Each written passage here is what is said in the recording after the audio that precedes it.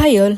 ఈరోజు morning breakfast వచ్చేసి water melon, next వచ్చేసి నా ఫేవరెట్ అనమాట.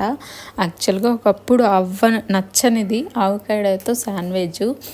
శాండ్విచ్ కాదు, ఆవకాడో అంటే నచ్చదు, బట్ ఆవకాడో శాండ్విచ్ ట్రై చేసిన తర్వాత మా ఫేవరెట్ అనమాట. స్టొమక్ ఫుల్గాను అనిపిస్తుంది, హెవీగా అనిపించదు అనమాట.